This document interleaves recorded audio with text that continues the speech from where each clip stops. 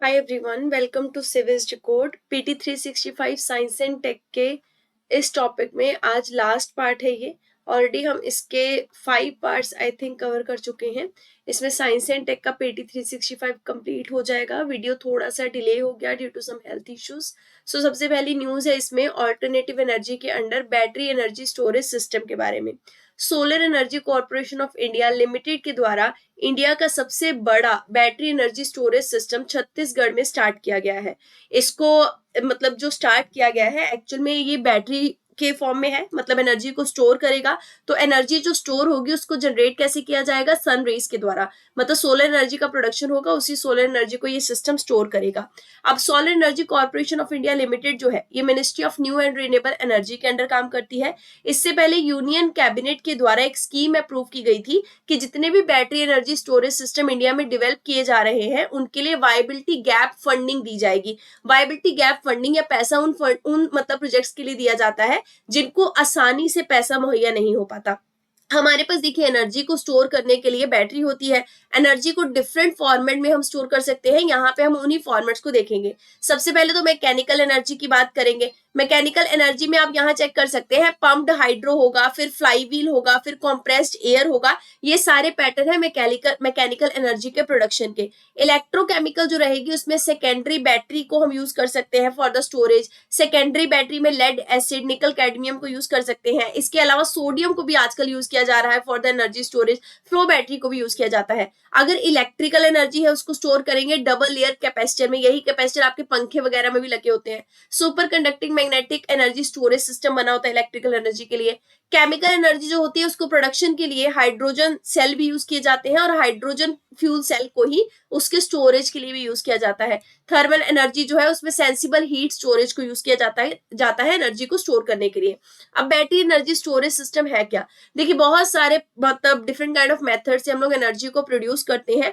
तो दरअसल इसको इलेक्ट्रोकेमिकल स्टोरेज सिस्टम कहते हैं, जिसमें इलेक्ट्रोकेमिकल रिएक्शंस को यूज करते हुए इलेक्ट्रिसिटी को स्टोर करने की कोशिश की जाती है। एनर्जी स्टोरेज सिस्टम हमारी लाइफ का मतलब एक पार्ट है, क्योंकि हमें पावर या फिर इलेक्ट्रिसिटी हमेशा चाहिए होती है। और एनर्जी का जो स्टोरेज है वो डिफरेंट लेवल पे किया जा सकता है, चाहे उसके जनरेशन के टाइम कर सके, चाहे ट्रांसमिशन करते टाइम कर सके इलेक्ट्रिसिटी को, या उसके डिस्ट्रीब्यूशन के टाइम कर लीजिए। अब टाइप्स क्या क्या है? देखिए बैटरी एनर्जी स्टोरेज सिस्टम में आपका सबसे पहला टाइप है स्टैंडर्ड बैटरीज, जिसको नॉन फ्लो बैटरीज भी कहते हैं। इस स्टैंडर्ड बैटरीज में क्या होता है, आपके पेयर ऑफ प्लेट्स होते हैं जिनको हम इलेक्ट्रोड्स कहते हैं। ऐसे दो इलेक्ट्रोड्स रहेंगे, एक एनोड एक कैथोड। इसके बीच में इलेक्ट्रोलाइट रहेगा, कुछ लिक्विड काइंड ऑफ का मटेरियल इमर्ज होगा, मतलब इसी में रॉड्स को इमर्ज किया होगा, इसको इलेक्ट्रोलाइट कहेंगे जो मटेरियल होगा। इलेक्ट्रोड जो है ये इलेक्ट्रोलाइट के बीच में एक तरीके से आप बोल सकते हैं इमर्ज रहेंगी। इलेक्ट्रोड्स को हम लोग नॉन कंडक्टिंग मटेरियल से सेपरेट करते हैं। नॉन कंडक्टिंग मटेरियल कोई भी हो सकता है, जैसे lead acid battery, nickel cadmium battery, lithium ion battery, sodium sulphur battery. फिर इसी से चार्ज का प्रोडक्शन होता है, जब हम मतलब इसको पावर देते हैं, एनर्जी प्रोड्यूस होती है और स्टोर हो जाती है।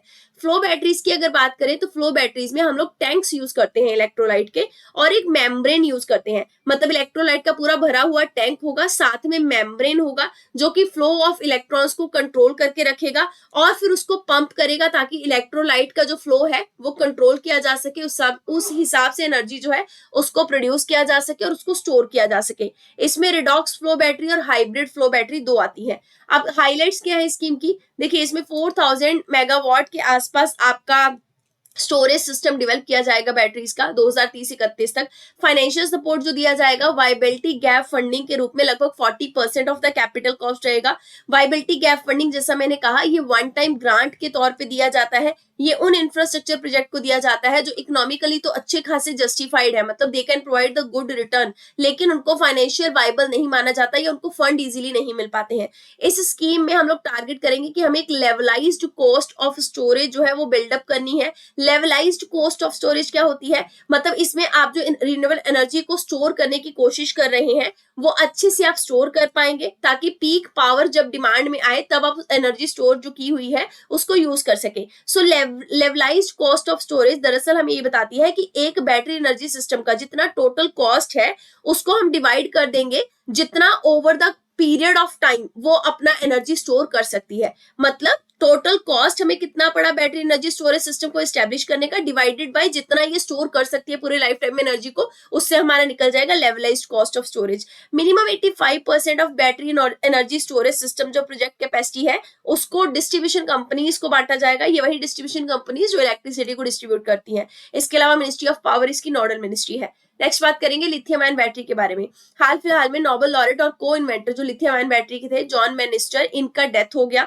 लिथियम आयन बैटरी की बात करें तो ये एक रिचार्जेबल बैटरी होती है जिसमें लिथियम आयन जो है वो नेगेटिव इलेक्ट्रोड से पॉजिटिव इलेक्ट्रोड की तरफ ट्रेवल करते हैं। और ट्रेवल कब करते हैं नेगेटिव से पॉजिटिव की तरफ? जब वो डिस्चार्ज हो रहे होते हैं। और जब वो चार्ज हो रहे होंगे तो पॉजिटिव से नेगेटिव की तरफ फ्लो रहेगा। मटेरियल क्या क्या यूज करेंगे? देखिए इतना तो पता लग गया, बैटरी में इलेक्ट्रोड्स रहेंगे, इलेक्ट्रोड लाइट मटेरियल रहेगा। इलेक्ट्रोड्स में क्या क्या यूज कर सकते हैं? लिथियम कोबाल्ट ऑक्साइड को कैथोड के तौर पे यूज कर सकते हैं। लिथियम मैग्नीज ऑक्साइड जो है इसको इलेक्ट्रिक ऑटोमोबाइल में यूज किया जाता है इलेक्ट्रोड के तौर पे। फिर लिथियम आयरन फॉस्फेट को भी यूज किया जाता है। इसके अलावा जो गुडिनफ थे जिनका डेथ हुआ है, इन्होंने लिथियम बैटरी को जो बनाया था तो उसमें इन्होंने कोबाल्ट ऑक्साइड का कैथोड यूज किया था। लिथियम आयन बैटरी जो है इसमें ईथर भी यूज किया जाता है जो कि ऑर्गेनिक कंपाउंड का क्लास है। इसको इलेक्ट्रोलाइट के तौर पे ईथर को यूज करते हैं। सॉलिड स्टेट लिथियम बैटरी जो है इनकी काफी एक्सीलेंट पोटेंशियल एनर्जी डेंसिटी होती है। सॉलिड स्टेट बैटरी में हम लोग जो इलेक्ट्रोलाइट यूज करते हैं वो लिक्विड नहीं करते, सॉलिड के फॉर्म में यूज करते हैं। अब लिथियम आयन बैटरी का फायदा क्या है? काफी लाइट वेट रहती है, एनर्जी डेंसिटी काफी हाई है। इसके अलावा ये अच्छा खासा स्टोरेज सिस्टम बिल्ड करके रखती है। इनका मेंटेनेंस काफी लो है, सेल्फ डिस्चार्ज इनका काफी लो होता है, बैठे बैठे ऐसे खुद से डिस्चार्ज नहीं होती। नो मेमोरी इफेक्ट होता है इसमें। अब ये क्या होता है? देखिए किसी भी बैटरी के अंदर मेमोरी इफेक्ट कभी कभी देखने को मिलता है। मेमोरी इफेक्ट में क्या होता है? कभी भी बैटरी जो है अगर वो डिस्चार्ज या चार्ज का साइकिल पूरा करती है तो उस रिपीटेड डिस्चार्ज और चार्ज के पार्शियल साइकिल से बैटरी को ये ध्यान में रह जाता है कि मेरी कैपेसिटी कम है, तो बैटरी जो है वो इफेक्टिवली काम नहीं करती। अगर नो मेमोरी इफेक्ट रहेगा तो उसकी कुछ याददाश्त ही नहीं रहेगी, वो कुछ याद ही नहीं रखेगी कि मेरा चार्जिंग साइकिल पार्शियल है या स्लो है, तो इससे आसानी से आराम से वो काम कर पाएगी। डिसएडवांटेज की बात करें तो lithium ion battery high price high cost वाली रहती है, ओवरहीट हो जाती है, इसके अलावा कंबशन हो जाता है। कुछ और बैटरी सिस्टम है हमारे पास जैसे न्यूज में थी। सबसे पहले advanced chemistry cell battery. So ministry of heavy industry के द्वारा अनाउंस किया गया कि एडवांस्ड केमिस्ट्री सेल की जो मैन्युफैक्चरिंग की जाएगी उसके लिए प्रोडक्शन लिंक्ड इंसेंटिव स्कीम के तहत बिडिंग निकाली जाएगी, मतलब बोली लगाई जाएगी कि इसकी मैन्युफैक्चरिंग किसके पास जाएगी। ये नई जनरेशन का एडवांस्ड बैटरी स्टोरेज सिस्टम है। इसमें एनर्जी को स्टोर किया जा सकता है या तो इलेक्ट्रोकेमिकल के फॉर्म में या फिर केमिकल के फॉर्म में, मतलब केमिकल एनर्जी को स्टोर कर सकते हैं। आगे है बायोडिग्रेडेबल पेपर सुपर कैपेसिटर। जो Gujarat energy research and management institute के साइंटिस्ट हैं, उन्होंने पेपर बेस्ड सुपर कैपेसिटर निकाला है। देखिए इस कैपेसिटर का काम क्या होता है? एनर्जी को स्टोर करना। सुपर कैपेसिटर मतलब बहुत अलग लेवल का, बहुत अच्छे से एनर्जी स्टोर करेगा हाई लेवल में। ये सबसे थिन है, सबसे पतला, लाइट वेट है और बायोडिग्रेडेबल है। इसके अलावा इलेक्ट्रोकेमिकल चार्ज स्टोरेज डिवाइस के तौर पर इसको बोला जाता है। इसको सीवीड से बनाया गया है। सीवीड एक मैरीन मैक्रो एल्गे है, मतलब हमें समुद्र में पाया जाता है। ग्रेविटी बैटरी की बात करेंगे। ग्रेविटी बैटरी में क्या होता है? जब भी लिफ्टिंग करेंगे आप किसी ऑब्जेक्ट की तो चार्ज होगा वो बैटरी, अगर उसको डाउन करेंगे, वेट को नीचे पुट करेंगे तो लोअर करेंगे तो डिस्चार्ज होगा बैटरी। तो दरअसल इसमें हम लोग ग्रेविटी को यूज करते हुए चार्जिंग के प्रोसेस को फॉलो अप करते हैं। जब बहुत सारा ग्रीन एनर्जी होता है, मतलब बहुत सारी ग्रीन एनर्जी का प्रोडक्शन जब हो रहा होता है तो जो बैटरीज होती हैं उनको यूज करके हम लोग हैवी वेट के ब्लॉक्स जैसे जिम में होते हैं ना, उसको लिफ्ट करते हैं। जब हम उसको लिफ्ट करते हैं हवा में तो चार्ज होती है वो बैटरी, मतलब सारा कुछ स्टोर करती है पावर को। अगर हम उस मटेरियल को वेट को डाउन कर देते हैं तब ये डिस्चार्ज होने लग जाती है।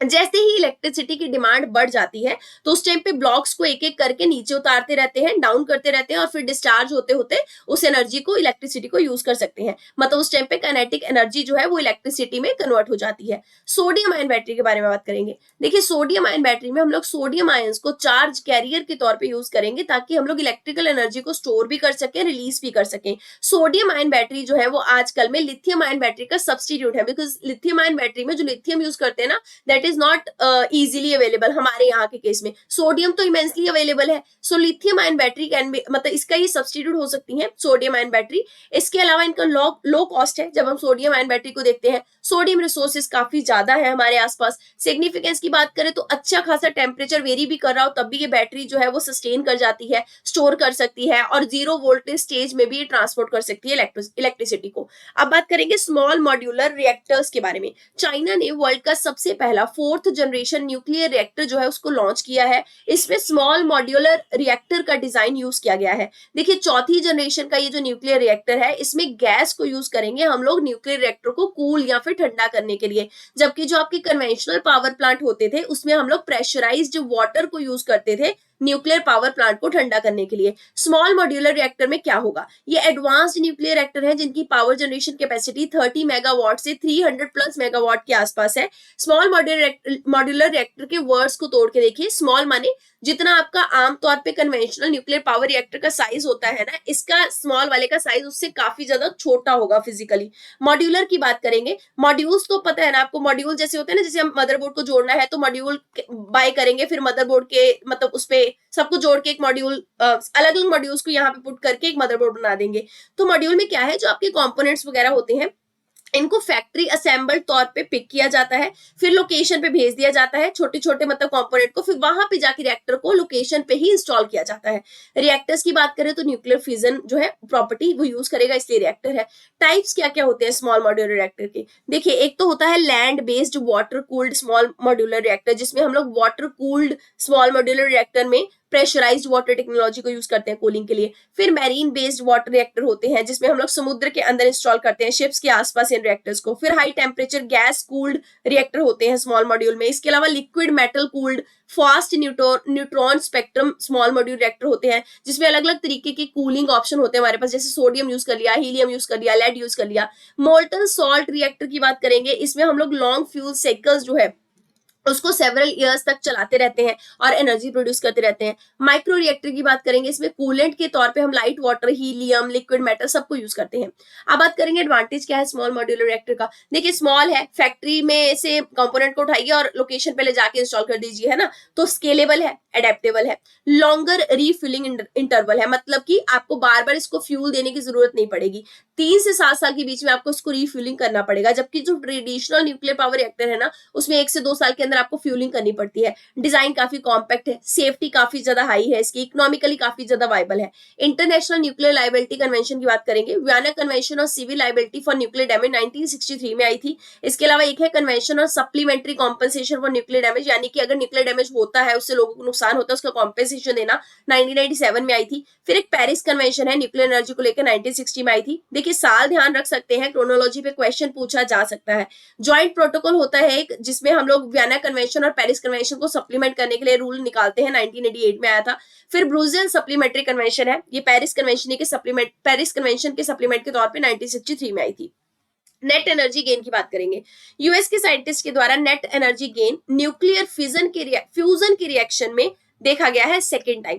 देखिए एक होता है न्यूक्लियर फिजन, एक होता है न्यूक्लियर फ्यूजन। अभी हाल फिलहाल हमें सिर्फ ये पता है कि न्यूक्लियर फिजन जो है उससे एनर्जी का प्रोडक्शन हम कर सकते हैं, लेकिन फ्यूजन से एनर्जी का प्रोडक्शन करना थोड़ा सा महंगा और टफ लगता है। लेकिन दूसरी बार इसमें नेट एनर्जी गेन देखने को मिला है, यानी जितना एनर्जी हमने इसमें झोंका इनपुट के तौर पर उससे ज्यादा आउटपुट हमें मिला है। सबसे पहले फिजन और फ्यूजन का यहाँ डिफरेंस समझिए। फिजन में क्या होगा, एक बड़ा एटम होगा, ये स्प्लिट हो जाएगा 2 या उससे ज्यादा छोटे छोटे एटम्स के अंदर, जबकि फ्यूजन में क्या होगा, 2 आपके लाइट या छोटे छोटे जो एटम्स हैं वो कंबाइन होकर एक बड़ा एटम बनाएंगे। फ्यूजन का रिएक्शन किसमें होता है, सन के अंदर, है ना। अब देखिए फ्यूल क्या क्या यूज करते हैं, जब हम फिजन की बात करते हैं फिजन में यूरेनियम और प्लूटोनियम को यूज किया जाता है फ्यूल के तौर पे, और न्यूक्लियर फ्यूल के प्रोडक्शन में ये सब यूज होती है टेक्नोलॉजी फिजन वाली।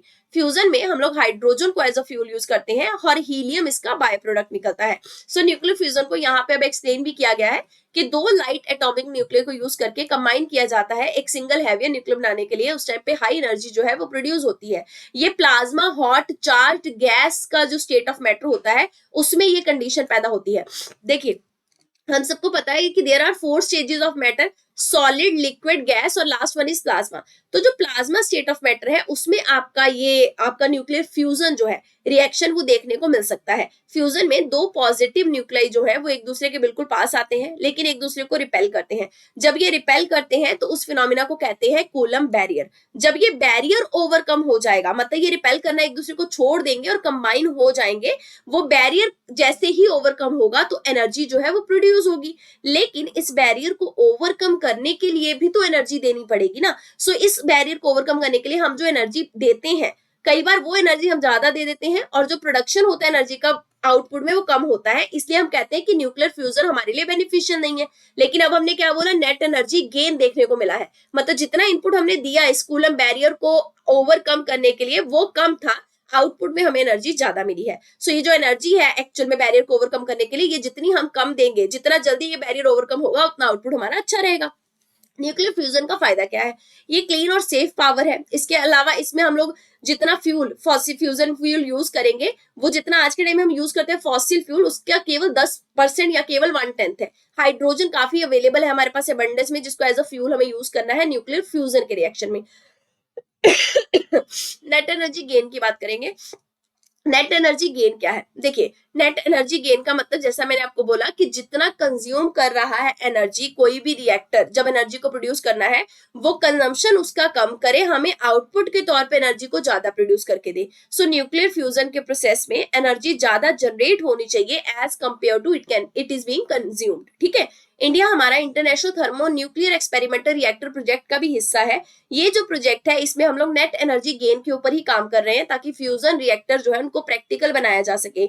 इंडिया ने भी इंडिजिनस लेवल पे टोकामक आदित्य और semi indigenous steady state super conductive tokamak जो है इसको कंस्ट्रक्ट किया है, जो फ्यूजन रिएक्टर के तौर पे एक्सपेरिमेंट के लिए बनाया गया है।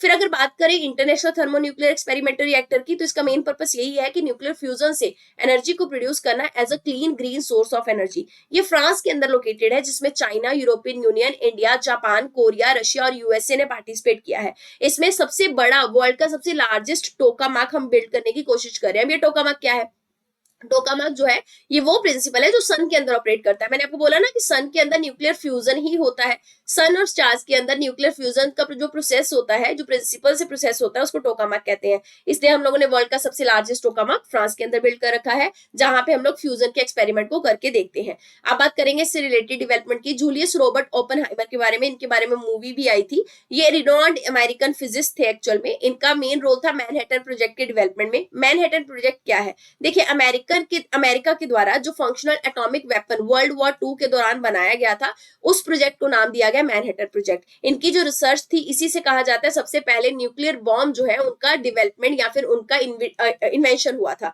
इनको फादर ऑफ एटॉमिक बॉम्ब भी कहा जाता है। इन्होंने फास्ट न्यूट्रॉन फिजिक्स के ऊपर भी काम किया है। बाद में आगे चल के न्यूक्लियर वेपन को इन्होंने क्या किया, अपोज किया, हालांकि न्यूक्लियर बॉम्ब बनाए थे। अब बात करेंगे JT60 ऐसे एक्सपेरिमेंटल न्यूक्लियर फ्यूजन रिएक्टर के बारे में। वर्ल्ड का सबसे बड़ा ये एक्सपेरिमेंटल न्यूक्लियर फ्यूजन रिएक्टर है। इसको जापान में इनॉग्रेट किया गया है। यूरोपियन यूनियन और जापान इसको मिलकर बना रहे हैं। हमारे पास ऑलरेडी इंटरनेशनल लेवल का टोकामक रिएक्टर है, ये उससे भी बड़ा है, ये ध्यान रखना है। ठीक है, काकरापान न्यूक्लियर पावर प्लांट की बात करेंगे आगे।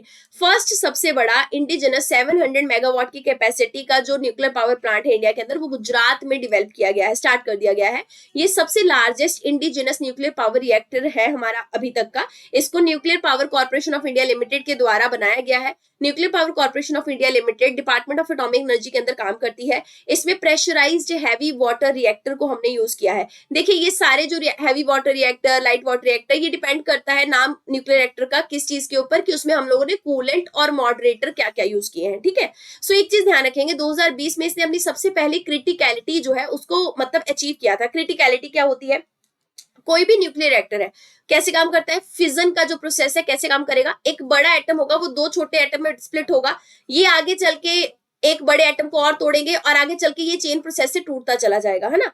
क्रिटिकलिटी का मतलब है ये होता है कि न्यूक्लियर रिएक्टर जो है उसमें जो ये न्यूट्रॉन निकल रहे हैं, जो छोटे छोटे ऐसे टूट रहे हैं ना आगे चल के चेन में, ये जो नंबर ऑफ न्यूट्रॉन प्रोड्यूस हो रहे हैं फिजन के रिएक्शन से, इसको अब प्रोड्यूस करने के लिए आपको आउटर एनर्जी देने की जरूरत नहीं है। ये जो पूरा चेन रिएक्शन है ये सेल्फ सफिशिएंट हो चुका है, सेल्फ सस्टेनिंग हो चुका है, बाहर से इसको कोई एनर्जी देने की जरूरत नहीं पड़ेगी। सो हम ये बोलेंगे क्रिटिकलिटी किसी भी न्यूक्लियर रिएक्टर ने तब अचीव कर ली जब उसके जो न्यूट्रॉन है वो अपने आप प्रोड्यूस होते जा रहे हैं चेन रिएक्शन से। एक टूटा, उसने आगे दो तोड़े, दो ने आगे तीन तोड़े, ये चेन रिएक्शन बिल्डअप हो गया, सेल्फ सस्टेनिंग हो गया। अब आपको आउटपुट देने इनपुट देने की जरूरत नहीं पड़ेगी। प्रेशराइज्ड हैवी वाटर रिएक्टर में नेचुरल यूरेनियम जो है उसको हम एज अ फ्यूल या रॉ मटेरियल यूज करते हैं।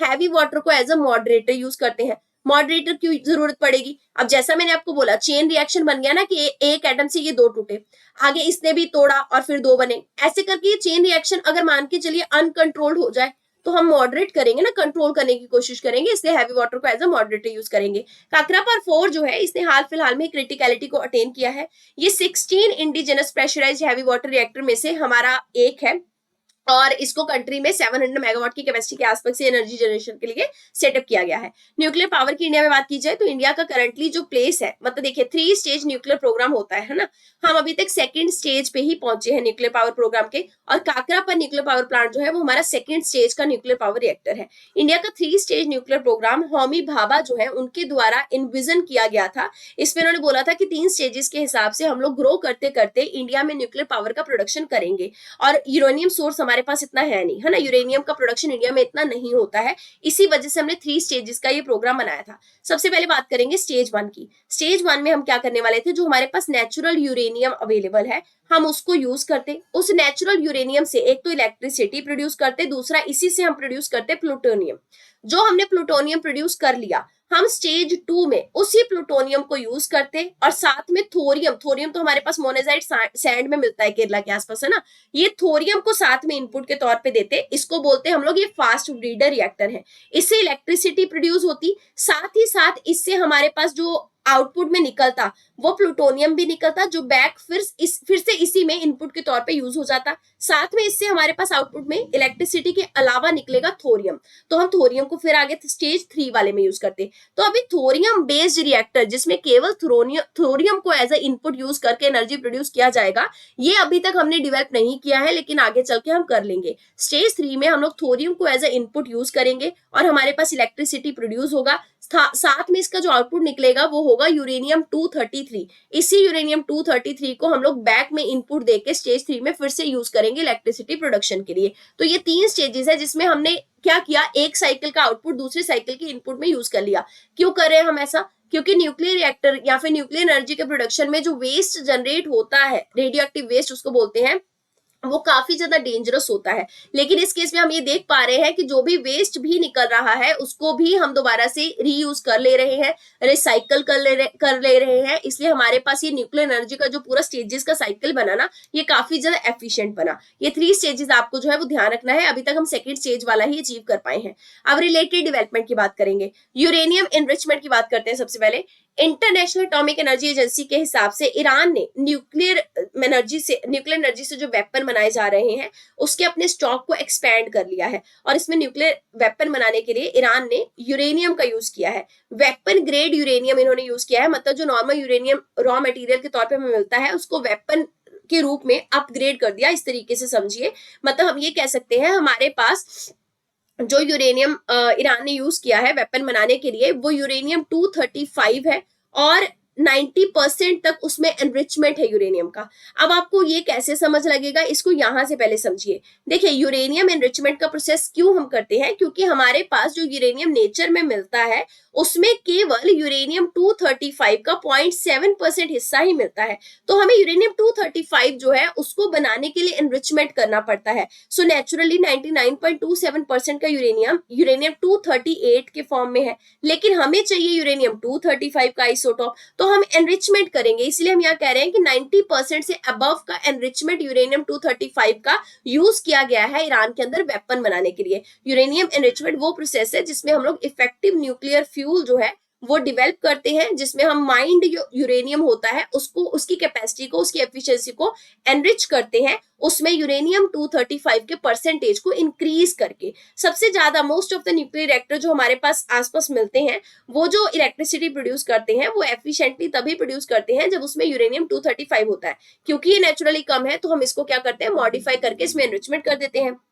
सो हमें फ्यूल को एनरिच करने की जरूरत पड़ती है, पर हम केवल एनरिचमेंट कितना कर पाते हैं, मैक्सिमम हम 3 to 5% ही एनरिचमेंट कर पाते हैं। अब यहाँ देखिए हथियार बनाने के लिए ईरान ने 90% से ज्यादा तक का एनरिचमेंट कर दिया, ठीक है। हाईली एनरिच्ड यूरेनियम जो है वो अभी तक हमने देखा था कि 20% यूरेनियम 235 था, लेकिन यहाँ देखिए 90%, ये एक अचीवमेंट है। अब यूरेनियम 241 की बात करेंगे। यूरेनियम 241 को हाल फिलहाल डिस्कवर किया गया है, इसका एटॉमिक नंबर 92 है, मास नंबर 241 है, और कहा जा रहा है कि इसकी जो हाफ हाफ लाइफ है वो 40 मिनट है। नया वाला आइसोटॉप जो फाइंड किया गया ये मल्टी न्यूक्लियन ट्रांसफर के प्रोसेस के दौरान आपका डिस्कवर किया गया। मल्टी न्यूक्लियन ट्रांसफर का प्रोसेस क्या होता है, जिसमें दो आइसोटॉप क्या होता है कमेंट सेक्शन में बताइए, साइंस की एनसीईआरटी में बेसिक टॉपिक है ये। दो आइसोटॉप अपने प्रोटॉन और न्यूट्रॉन को जब एक्सचेंज करते हैं तो उसको बोलते हैं मल्टी न्यूक्लियर ट्रांसफर। अब बात करेंगे एडवांस्ड लिक्विड प्रोसेसिंग सिस्टम के बारे में। देखिए फुकुशिमा डेलेची न्यूक्लियर पावर स्टेशन में जो आपका कंटेमिनेटेड वाटर था उसको स्टोर किया गया, और स्टोर करने के बाद इस वाटर को ट्रीट किया गया with the help of advanced liquid processing system. तो एडवांस लिक्विड प्रोसेसिंग सिस्टम क्या है, इसमें हम लोग फिल्टर यूज करते हैं, बहुत सारी केमिकल रिएक्शन यूज करते हैं ताकि जितने भी रेडियो न्यूक्लाइड एक पानी के अंदर जमा हो चुके हैं उसको हम निकाल सके और पानी को साफ कर सके। So contaminated water again can be reused because इसको क्लीन कर दिया जाता है। जैसे ट्रीट किया जाता है उससे पहले कंटेमिनेटेड वाटर के अंदर हमें केजियम, स्ट्रोंटियम, ये सारे रेडियो एक्टिव मटेरियल के पार्टिकल हैं, ये देखने को मिलते हैं। इनको पीरियोडिकली, पीरियोडिक टेबल होता है ना, उसके हिसाब से हमें रिमूव करना पड़ता है पानी को साफ करने के लिए। अब आगे बात करेंगे अदर इंपॉर्टेंट न्यूज में। सबसे पहले ईवी टू ग्रिड चार्जिंग के बारे में। सेंट्रल इलेक्ट्रिसिटी अथॉरिटी के द्वारा बैटरी स्टैंडर्डाइजेशन को प्रपोज किया गया है ताकि इलेक्ट्रिकल व्हीकल से हम लोग ग्रिड्स को भी चार्ज कर सके।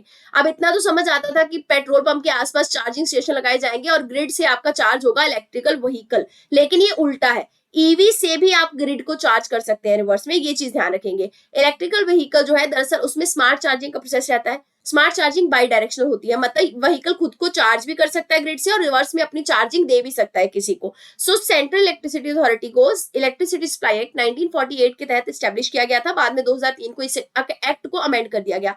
व्हीकल टू ग्रिड को यहां से समझिए, ये आपका पावर ट्रांसमिशन स्टेशन है, यहां से ग्रिड में इलेक्ट्रिसिटी स्टोर हो जाएगी। अब यहाँ पे एक चार्जिंग यूनिट है, इस चार्जिंग यूनिट से इलेक्ट्रिकल व्हीकल चार्ज हो सकता है। अगर चार्ज नहीं होना है तो यहाँ से अपनी बैटरी इसमें डालेगा, अपना चार्ज इसको देगा और यहाँ से ग्रिड को चार्ज करेगा, रिवर्स चार्जिंग भी कर सकता है।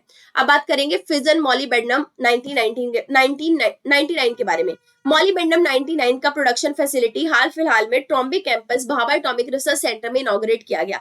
दरअसल ये टेक्नेडियम 99 मीटर का एक पेरेंट आइसोटॉप है। TC99M क्या है, एक short lived gamma emitting isotope है। इसको न्यूक्लियर मेडिसिन का जो फील्ड होता है ना उसमें यूज किया जा सकता है। बहुत छोटे छोटे इसमें मॉलिक्यूल्स और प्रोटीन्स रहते हैं। इसका जो प्रोडक्शन है वो फिजाइल यूरेनियम 235 के न्यूट्रॉन इरेडिएशन से स्टार्ट हो जाता है। अगली बात करेंगे डायरेक्ट मिथेनॉल फ्यूल सेल के बारे में।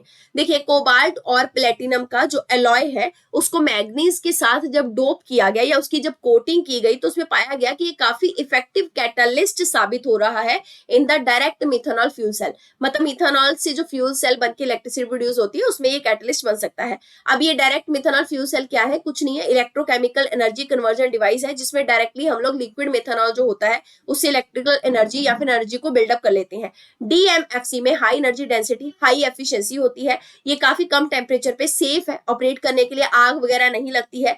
क्लीन सोर्स ऑफ एनर्जी है, ज्यादा बाय प्रोडक्ट या ज्यादा ग्रीन हाउस गैसेस नहीं निकलती हैं। कार्बन डाइऑक्साइड जरूर निकलता है लेकिन बहुत थोड़ा सा निकलता है। एप्लीकेशन की बात करें तो एनर्जी है, कहीं पे भी यूज कीजिए, मोबाइल फोन में, डिजिटल कैमरा में, लैपटॉप्स में। नेक्स्ट बात करेंगे डिफेंस की, जिसमें सबसे पहली न्यूज है S-400 एयर डिफेंस सिस्टम के बारे में। इंडियन एयरफोर्स के द्वारा S-400 मिसाइल यूनिट को चाइना और पाकिस्तान के बॉर्डर पे डिप्लॉय किया गया है। S-400 क्या है, देखिए ये एयर डिफेंस सिस्टम है, बहुत एडवांस्ड है, वर्ल्ड का मोस्ट एडवांस्ड है। मतलब हवा से हमारे ऊपर कोई भी अटैक नहीं कर सकता, ये डिफेंस सिस्टम उसको तुरंत रिकॉग्नाइज करके हवा में ही खत्म कर देगा। तो ये एक मोबाइल यानी कि चलता फिरता घूमता फिरता आप समझ सकते हैं long range surface to air missile system है। मतलब सरफेस से आप एयर में मिसाइल दागेंगे, जो भी आपके ऊपर अटैक हो रहा है एयर से वो तुरंत ही खत्म हो जाएगा, है ना। इसको रशिया के द्वारा बिल्डअप किया गया है। इसकी कैपेबिलिटी क्या है कि किसी भी तरीके का all sorts of aerial attack it can be protected with the help of S-400। चाहे कोई मतलब आपका एनिमी आपके ऊपर ड्रोन से अटैक करे, चाहे मिसाइल से, चाहे रॉकेट से, चाहे फाइटर जेट से। फाइटर जेट बहुत पावरफुल होते हैं जबकि, तब भी ये S-400 जो है ये उसको खत्म करने की कैपेसिटी रखता है। इसमें कमांड और कंट्रोल सेंटर होता है, ऑटोमेटिक ट्रैकिंग सिस्टम होता है, इसमें सेपरेट रडार सिस्टम होते हैं जिसमें आप एरियल टारगेट को दूर से ही डिटेक्ट कर सकते हैं। मतलब 400 किलोमीटर की दूरी पे भी अगर कोई अटैक करने आ रहा है ना हवा से तो उसको डिटेक्ट कर सकता है ये। इवन 600 किलोमीटर तक भी आइडेंटिफाई कर सकता है। और 30 किलोमीटर तक आते आते जब 30 किलोमीटर की दूरी रह जाएगी सरफेस से तो तुरंत ही ये उसको खत्म कर देगा, जो भी एयर के अंदर आपका अटैकिंग का डिवाइस आया हुआ है। इंडिया के अगर मेजर एयर डिफेंस सिस्टम को देखा जाए तो very short range air defence system है हमारे पास, जो 4th generation man portable system है। फिर पृथ्वी एयर डिफेंस सिस्टम है, 300 से 2000 किलोमीटर की सिस्टम तक ये आपको प्रोटेक्शन देता है एयर में। एडवांस एयर डिफेंस सिस्टम 150 से 200 किलोमीटर का प्रोटेक्शन देता है। Akash weapon system, short range surface to air missile system, ये सब इंडिजिनसली डीआरडीओ के द्वारा डेवलप किए गए हैं। प्रोजेक्ट कुशा की बात करेंगे, इंडिया ने long range surface to air missile defence system project को डिप्लॉय किया है प्रोजेक्ट कुशा के अंदर। 2028-29 तक ये कंप्लीट होकर तैयार हो जाएगा। प्रोजेक्ट कुशा क्या है? डीआरडीओ के द्वारा ये प्रोजेक्ट कुशा को डिजाइन किया गया है, जिसका मेन पर्पस क्या है कि एक तरीके से मतलब जितने भी आपके stealth fighter, aircraft, drone, cruise missile ये सब बन रहे हैं ना, इनको डेवलप करना। मतलब ये सब करते क्या है? ये सब कुछ नहीं है, ये एनिमीज के आने वाले वेपन्स को डिटेक्ट करने का और डिस्ट्रॉय करने का कैपेसिटी रखते हैं। इसमें 3 लेयर की surface to air missile develop की जाएंगी, जिनका रेंज 150, 250 और 350 के किलोमीटर आसपास रहेगा। अब बात करेंगे कुछ और एयर डिफेंस सिस्टम की। यूएस का एयर डिफेंस सिस्टम है थार्ड, जिसका फुल फॉर्म है terminal high altitude area defence system. ये 1 डायमेंशनल है, एक ही डायमेंशन में फायर कर सकता है 150 से 200 किलोमीटर के आसपास। फिर है पैट्रियट एडवांस्ड कैपेबिलिटी 3, ये आपका यूएसए का ही है, 180 किलोमीटर तक जा सकता है। फिर है national advanced surface to air missile system, ये भी यूएसए का है। ईरान का डोम सिस्टम है, ईरान का ये जो डोम सिस्टम है, इजराइल और ईरान का जब झगड़ा चल रहा था उस टाइम पे काफी ज्यादा हाईलाइट हुआ था। Iron Dome is Israel's most advanced short range ground to air defence system. मतलब ये आपका ईरान डोम जो है, ये दरअसल इजराइल के द्वारा डिवेल्प किया गया सबसे एडवांस्ड शॉर्ट रेंज का वेपन्स को डिटेक्ट करने वाला, एनिमीज की वेपन्स को डिटेक्ट करने वाला एयर डिफेंस सिस्टम है। इसमें रडार सिस्टम लगा हुआ है, वेपन कंट्रोल सिस्टम लगा हुआ है। मतलब एक तो डिटेक्ट करेगा एनिमीज के आने वाले वेपन्स को, साथ में उसको खत्म कर देगा, डिस्ट्रॉय कर देगा। ये ट्रैक भी कर सकता है वेपन्स को, न्यूट्रलाइज भी कर सकता है एनिमीज के वेपन्स को। अब बात करेंगे David sling air defence system की। इजराइल ने इसको यूज किया था हमास रॉकेट के खिलाफ, मतलब हमास जब अटैक करा था तो डेविड स्लिंग रॉकेट सिस्टम जो है, इसमें आपका मिसाइल फायरिंग यूनिट लगा हुआ है, रडार लगा हुआ है और एक इंटरसेप्टर भी लगा हुआ है। अगली बात करेंगे यूरोपियन स्काई शील्ड इनिशिएटिव की। ये ऑस्ट्रिया और स्विट्जरलैंड के द्वारा हाल फिलहाल में ज्वाइन किया गया है। ये यूरोपियन एयर और मिसाइल डिफेंस सिस्टम है, तो यूरोप जो है ना पूरा यूरोपियन कंट्री का डिफेंस सिस्टम है, ताकि हवा से कोई अटैक कर सके वहां पे। अब हाइपरसोनिक मिसाइल की बात करेंगे। ईरान ने सबसे पहले डोमेस्टिकली मेड हाइपरसोनिक मिसाइल, जिसका नाम है फत्ता, इसको एक तरीके से प्रेजेंट किया है, जिसका टारगेट रेंज क्या है? 1400 किलोमीटर तक ये हाइपरसोनिक मिसाइल जो है ये हमला कर सकती है। हाइपरसोनिक मिसाइल क्या होता है? देखिए, हाइपरसोनिक, सोनिक का मतलब समझिए साउंड, है ना, हाइपर का मतलब साउंड से भी ऊपर। तो ये उस टाइप का वेपन है जो उस स्पीड से ट्रेवल करेगा जितनी साउंड की भी स्पीड नहीं है। जितनी आज के टाइम पे साउंड की स्पीड है, उससे 5 गुना की स्पीड पे हाइपरसोनिक मिसाइल जो है उतना फास्ट ट्रेवल करती है। जो इसी स्पीड को हम कह सकते हैं कि ये मैक 5 की स्पीड को भी एक्सीड कर जाती है। मैक जो है इसको मेजर कर, मैक नंबर क्या है कि स्पीड ऑफ साउंड को मेजर करने के लिए होता है। अगर सब सोनिक है तो साउंड से कम है, मतलब है ना स्पीड, तो हम बोलेंगे कि मैक जो है वो 1.0 से कम है। ट्रांसोनिक का मतलब कि साउंड की speed is equal to the missile का स्पीड। सुपरसोनिक का मतलब साउंड की स्पीड को हमने क्रॉस कर लिया है, तो मैक नंबर 1 से ऊपर हो गया। हाइपरसोनिक मतलब हमने साउंड की स्पीड को पूरे तरीके से खत्म करके पार कर गए, तो मैक का जो स्पीड है इसमें, मतलब इसमें जो मैक है वो आपका 5 से ऊपर चला जाएगा। मतलब हाइपरसोनिक मिसाइल की स्पीड साउंड की सिस्टम स्पीड से सीधा 5 गुना हो जाएगी। ये लोअर ऑल्टीट्यूड पे आपका एक तरीके से फ्लाई कर सकती है। जो कन्वेंशनल बैलिस्टिक मिसाइल हमारी होती हैं वो लोअर ऑल्टीट्यूड पे इतना ज्यादा ट्रेवल नहीं कर सकती, लेकिन हाइपरसोनिक मिसाइल कर सकती है। हाइपरसोनिक सिस्टम के टाइप्स क्या क्या है? सबसे पहले हाइपरसोनिक ग्लाइड व्हीकल होता है, जिसको रॉकेट से लॉन्च किया जाता है। हाइपरसोनिक क्रूज मिसाइल होती है, जिसमें air breathing high speed engine लगा होता है, जिसको स्क्रैमजेट कहते हैं, जिसमें हवा को यूज करके सीधा सीधा वो एनर्जी ले लेता है अपने आप को पुश करने के लिए, प्रोपेल करने के लिए। अब हाइपरसोनिक वेपन के एडवांटेज क्या क्या है? केवल काइनेटिक एनर्जी को इसको यूज करना पड़ता है। इसके अलावा जो इसका मोशन जिस तरीके से घूमता है, उसी एनर्जी को ये यूज करते करते अपना मूवमेंट कर लेता है। इसके अलावा काफी रिस्पॉन्सिव और लॉन्ग रेंज होता है। अगली बात करें तो डिटेक्ट कर सकता है, मतलब इसको डिटेक्ट नहीं किया जा सकता क्योंकि स्पीड काफी हाई है, बहुत तेजी से निकल जाएगा, साउंड की स्पीड से 5 गुना ज्यादा स्पीड है। इंडिया की बात की जाए तो hypersonic technology demonstrator vehicle programme है इंडिया का, उसी के तहत हम लोग हाइपरसोनिक मिसाइल्स को डेवलप करने की कोशिश भी कर रहे हैं। इंडिया ने मैक 6 का स्क्रैमजेट जो है उसको भी प्रैक्टिकली अब टेस्ट कर लिया है। मैक 6 मतलब साउंड से 6 गुना ज्यादा स्पीड रहेगी स्क्रैमजेट की। यूएस, रशिया और चाइना ये हाइपरसोनिक वेपन प्रोग्राम में सबसे आगे हैं। ऑस्ट्रेलिया, इंडिया, फ्रांस, जर्मनी और जापान ये भी इनको डेवलप कर रहे हैं। रशिया ने एडवांस्ड हाइपरसोनिक मिसाइल जिरकॉन जो है इसको पहली बार यूक्रेन के अगेंस्ट यूज किया था। जिरकॉन किसकी है? रशिया की। अब बात करेंगे पाथ ऑफ मिसाइल के बारे में। देखिए, यहाँ पे ध्यान से समझिएगा, ये लॉन्चिंग पॉइंट है, ये टारगेट है किसी भी मिसाइल का। अगर तो स्पेस से, आउटर स्पेस से बाहर चली गई है मिसाइल तो उसको बोलेंगे बैलिस्टिक मिसाइल, मतलब 200 किलोमीटर के ऑल्टीट्यूड पे जाकर ऊपर जाकर हमला करेगी। अब नीचे वाली जितनी आपको मिसाइल दिख रही है जो आउटर स्पेस के नीचे है या अपने एटमॉस्फेयर के अंदर है, वो होंगी हाइपरसोनिक, क्योंकि लो ऑल्टीट्यूड पे ट्रेवल करेंगी। ये होगी हाइपरसोनिक क्रूज मिसाइल या हाइपरसोनिक बूस्ट ग्लाइडर व्हीकल। इससे रिलेटेड डेवलपमेंट में देखिए endo atmospheric interceptor missile, DRDO ने इसको सक्सेसफुली कंडक्ट किया है, इसका ट्रायल कंडक्ट किया है। दरअसल ये मिसाइल क्या है, समुद्र में शिप के ऊपर से इस मिसाइल को छोड़ा जा सकता है। एंडो एटमॉस्फेरिक इंटरसेप्टर मिसाइल है। एंडो एटमॉस्फेरिक मतलब एटमॉस्फेयर के अंदर, आउटर स्पेस में नहीं जाएगी ये मिसाइल, ठीक है। इस मिसाइल को आप लोग यूज कर सकते हैं किसी भी एनिमी को टारगेट करने के लिए। बैलिस्टिक मिसाइल जो है, इसमें बैलिस्टिक ट्रेजेक्ट्री को यूज किया जाता है। ये रही आपकी बैलिस्टिक ट्रेजेक्ट्री, ऐसे ऊपर हवा में जाएगी, आपकी आंखों से थोड़ा ओझल होकर फिर ऊपर से आके हमला करेगी। सो ये जो मिसाइल है इसमें रॉकेट्स को इनिशियली यूज करना पड़ता है, पर बाद में जब एक बार इसको पंप मिल गया तो फिर से खुद से ही चलने लग जाती है, ठीक है। फिर फ्री फॉल करती है, मतलब सीधा यहाँ से फ्री फॉल करेगी, इसमें पावर की जरूरत नहीं पड़ती। इसके एग्जांपल है पृथ्वी अग्नि। इंटर कॉन्टिनेंटल बैलिस्टिक मिसाइल का जो रेंज है वो 5500 किलोमीटर चला जाता है जब ये अर्थ एटमॉस्फेयर को क्रॉस करती है। मतलब यहाँ से ऊपर निकल गई ना आउटर स्पेस में, तो यहां से अब शुरू होगी ना लॉन्च पॉइंट से, तो यहां से आप सीधा जहां टारगेट है, केवल मतलब लगभग 5500 किलोमीटर तक दूरी में टारगेट होगा तब भी ये फेंकी जा सकती है। क्रूज मिसाइल एक सेल्फ प्रोपेल्ड होती है, मतलब जब तक ये इंपैक्ट नहीं करती है, जब तक टारगेट के पास नहीं पहुंचती है तब तक सेल्फ प्रोपेल्ड होती है। उसके बाद बीच में इसको मतलब पुश जो है वो देना पड़ता है। इसके अलावा ये अपनी जो फ्लाइट को सस्टेन करती है, मतलब ये इसी तरीके से एक ही डायरेक्शन में जो ऐसे चलती जाएगी, अपने आप को ये सस्टेन कैसे करेगी, एरोडायनेमिक लिफ्ट की प्रॉपर्टी को यूज करते हुए। ये फ्लाई कैसे करती है, with in the earth atmosphere, मतलब ये अर्थ के एटमॉस्फेयर में ही रहेगी, आउटर स्पेस में नहीं जाएगी। इसका एग्जांपल है ब्रह्मोस।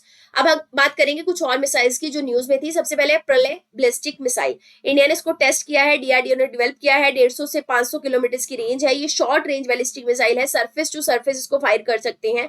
सॉलिड फ्यूल इसमें यूज किया गया है। अस्त्रा मिसाइल की बात करेंगे, हमारे पास एक लाइट कॉम्बैट एयरक्राफ्ट है तेजस, ये आपका 26 जनवरी के आसपास काफी शोकेस भी किया गया था। इसमें अस्त्रा मिसाइल को लगा के फायर किया गया और टेस्ट किया गया, बिल्कुल सक्सेसफुल था। डीआरडीओ ने अस्त्रा मिसाइल को डेवलप किया है। ये एयर टू एयर मिसाइल है, बियॉन्ड विजुअल रेंज, मतलब कि एनिमी की नजर से नीचे रहेगी ये मारते टाइम। इसके अलावा हाईली मतलब सब सुपरसोनिक एयरक्राफ्ट जो रहेंगे उसके साथ ही जोड़ी जा सकती है। All weather day and night की कैपेबिलिटी है, दिन हो रात हो उड़ाया जा सकता है एनिमी के एयरक्राफ्ट को। फाइटर एयरक्राफ्ट में माउंट की जा सकती है। इसकी स्पीड जो है वो मैक 4.5 तक है। अब रेंज देखिए तो 80 से 110 किलोमीटर के आसपास इसकी रेंज है। सेकंड वर्जन की रेंज 160 किलोमीटर है।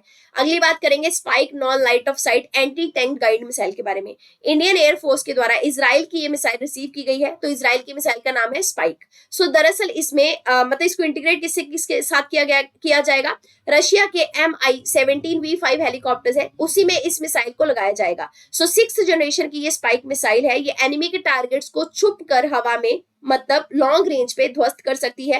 रेंज इसकी 30 किलोमीटर है। ये लाइट वेट है, फायर एंड फॉरगेट का प्रिंसिपल है, मारा और खत्म कर दिया सामने वाले के वेपन को सीधा, ये फंडा है।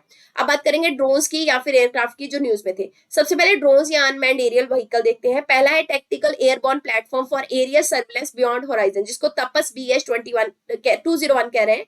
इंडियन नेवी और डीआरडीओ ने इसको सक्सेसफुली क्या किया है, INS Indian naval ships Vadra के ऊपर कैरी आउट किया है या पुट किया है। ये इंडिजिनसली डेवलप किया गया है। इसको पहले रुस्तम 2 के नाम से जाना जाता था। ये अनमैन्ड एरियल व्हीकल है। Bengaluru based aeronautical development establishment ने इसको डेवलप किया है। Autonomous flying wing technology demonstrator की बात करेंगे, डीआरडीओ ने इसको सक्सेसफुली टेस्ट किया है। ये इंडिजिनसली डेवलप किया गया आपका अनमैन्ड एरियल व्हीकल है। इसमें फिक्स्ड विंग एयरक्राफ्ट जो है उनको यूज किया गया है पेलोड के तौर पे। इसके अलावा फ्यूचर में भी इसका जो रेंज है वो बढ़ाया जा सकता है। सिग्निफिकेंस की बात करें तो किसी भी मतलब आप बोल सकते हैं एरिया से जीपीएस के थ्रू इसको टेक ऑफ किया जा सकता है। इसकी लैंडिंग जो है वो भी की जा सकती है। इसमें कॉवर्ट स्टेल्थ कॉम्बैट ड्रोन लगा हुआ है, मतलब छुपने वाला एक तरीके से ड्रोन लगा हुआ है जो हमला कर सकता है लेकिन नजर नहीं आएगा सामने वाले को। MQ-9B रीपर के बारे में बात करेंगे। यूएस के द्वारा 31 MQ-9B प्रेडेटर या फिर रीपर ड्रोन जो है वो इंडिया को दिए गए हैं, बेचे गए हैं। ये ड्रोन जो है ये एक तरीके से 30 आवर्स तक सैटेलाइट जहां पे घूमते हैं उसी एरिया में घूम सकते हैं, निगरानी रख सकते हैं, काफी सेफ है। इनको सिविल एरिया में, सिविल एयर स्पेस में यूज किया जा सकता है, किसी भी सिचुएशन के हिसाब से रियल टाइम सर्च कर सकते हैं किसी भी चीज का। इंडियन नेवी ने भी इसको इक्विप किया है, कहाँ पे, सोनोबॉय पे। सोनोबॉय क्या है, एक स्मॉल डिवाइस है जो इंडियन नेवी के द्वारा यूज की जाती है जब वो पानी की गहराइयों में जाते हैं। अब बात करेंगे MQ-9B के वेरिएंट्स के बारे में, स्काई गार्जियन और सी गार्जियन, ये उसके दो वेरिएंट है। एयरक्राफ्ट और हेलीकॉप्टर को अगर देखा जाए तो सबसे पहला न्यूज में था MH-60R रोमियो हेलीकॉप्टर। ये हमने यूएसए से लिया है, इंडियन नेवी को ये रिसीव हो चुका है। ऑल वेदर हेलीकॉप्टर है। इसके फीचर देखें तो एंटी सबमेरीन वॉरफेयर, सबमेरीन को खत्म करने की कैपेसिटी रखता है, रेस्क्यू की कैपेबिलिटी भी है।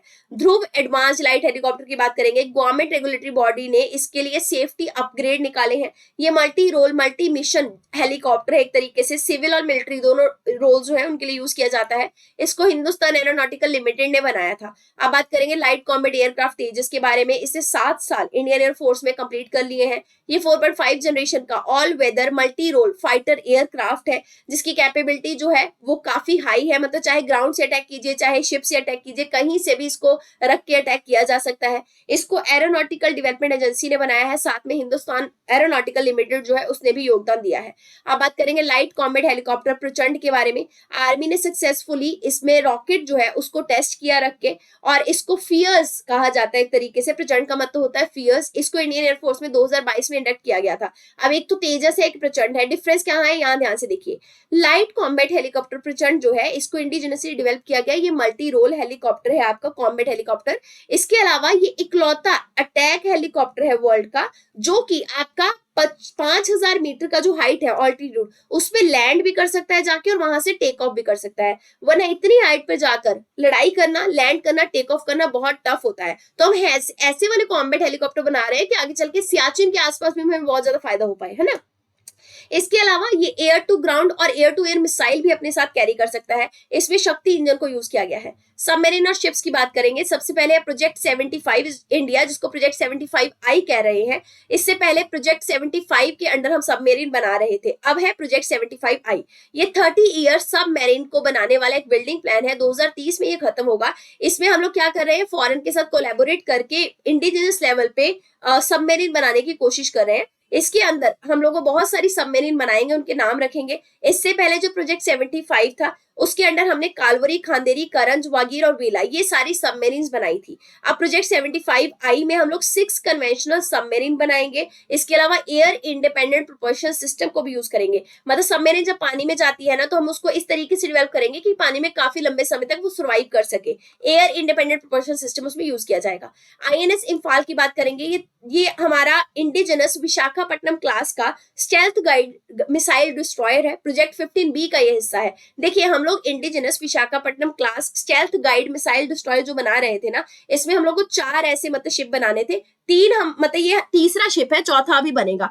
प्रोजेक्ट 15B से पहले प्रोजेक्ट 15A और 15 चल रहा था। 15A था कोलकाता क्लास, ये था दिल्ली क्लास। इसके अंदर शिप भी बन रहे थे, ठीक है। जो इससे पहले INS इम्फाल से पहले हमने जो 2 डिस्ट्रॉयर शिप बनाए हैं, एक है INS विशाखापट्टनम, एक है INS मुरमागांव। इसके अलावा इंडियन नेवी की वॉरशिप डिजाइन ब्यूरो और Mazagon dock ship builder limited Mumbai, इन्होंने मिलकर इसको डेवलप किया है। इसमें मीडियम रेंज के सरफेस टू एयर मिसाइल लगे हुए हैं, BrahMos surface to surface missile भी लगा हुआ है, टॉर्पेडो भी लगे हुए हैं। महेंद्रगिरी फ्राइजेट जो है उसको भी कमीशन किया गया है। ये प्रोजेक्ट 17A का हिस्सा है, जो कि नीलगिरी क्लास के आपकी शिप्स होते हैं। एक तरीके से आप ऐसे समझिए, समुद्र में बड़ा जहाज घूमता है ना, उसके आसपास छोटे छोटे लड़ाकू जहाज घूमते हैं, उसको कहते हैं फ्राइजेट। प्रोजेक्ट 17A का जो फ्राइजेट है, इससे पहले प्रोजेक्ट 17 शिवालिक क्लास के फ्राइजेट जो है वो चला करते थे। प्रोजेक्ट 17A के जो शिप्स हैं, इसको भी इंडियन नेवी के वॉरशिप डिजाइन ब्यूरो के द्वारा तैयार किया गया है। अदर इंपॉर्टेंट न्यूज में सबसे पहले धनुष आर्टिलरी गन। धनुष गन जो है ये 155 mm 45 कैलिबर की आर्टिलरी गन है। इसकी जो रेंज है वो 38 किलोमीटर के आसपास है। इंडिजिनसली हमने इसको डेवलप किया है। इसमें सेल्फ प्रोपल्शन का यूनिट भी है, मतलब ये गन खुद को फील्ड में डिप्लॉय करके सीधा सीधा दाएं फायर कर सकती है। क्लस्टर बॉम्ब की बात करेंगे, यूएसए ने डिसाइड किया कि यूक्रेन को जल्द ही क्लस्टर बॉम्ब जो है वो दिए जाएंगे। क्लस्टर बॉम्ब को क्लस्टर म्यूनिशन भी कहा जाता है। ये कैनिस्टर होते हैं जिसमें आप बोल सकते हैं कि 10 से लेकर 1000 के आसपास भी और 100 के आसपास छोटे छोटे बॉम्बलेट हो सकते हैं। इनको फिर सब म्यूनिशन कहा जाता है, छोटे छोटे पटाखा बॉम्ब टाइप बोलिए, है ना। ये जो कैनिस्टर है ये एयरक्राफ्ट से नीचे जो है वो फेंके जाते हैं या फिर मिसाइल से लॉन्च किए जाते हैं या नेवल गन या रॉकेट लॉन्चर से लॉन्च किए जाते हैं। ये जो कैनिस्टर है एक पर्टिकुलर हाइट से ही अगर आप टारगेट पे डालेंगे तभी ये धमाका करेंगे, और इसमें टाइमर लगा होता है। जैसे आप फेंकेंगे टाइमर लगते ही, टाइमर आते ही एक्सप्लोड हो जाएगा। निराक्षी की बात करेंगे, इंडिया ने सबसे पहला autonomous underwater vehicle Neerakshi launch किया है। इसमें अगर आपको माइंस को डिटेक्ट करना है, कभी अंडर वाटर समुद्र के अंदर ऐसे लगी होती है ना माइंस लगाई होती है दुश्मनों ने, अब मुझे वो मूवी याद नहीं आ रही, एक नेवल शिप की मूवी थी ना, आई डोंट नो कौन सी मूवी थी जिसमें वो शिप लेके जाते हैं, सबमरीन लेके जाते हैं, पर हमारे पास उस तरीके की, हाँ गाजा, आई थिंक, मैं पता नहीं गलत बोल रही हूँ, गाजी थी आई थिंक, है ना, कुछ ऐसी ही थी। उसमें वो दिखाते हैं कि माइन बिछा देते हैं उनके रास्ते में पानी के अंदर। तो दरअसल ये जो आपका निराक्षी है ये माइन को डिटेक्ट कर सकता है, माइन को खत्म भी कर सकता है, अंडर वाटर में जो लगी है उसका सर्वे भी कर सकता है। 300 मीटर की डेप्थ में अगर आपका कुछ भी ऐसा माइन बिछा हुआ है उसको ये डिटेक्ट कर सकता है।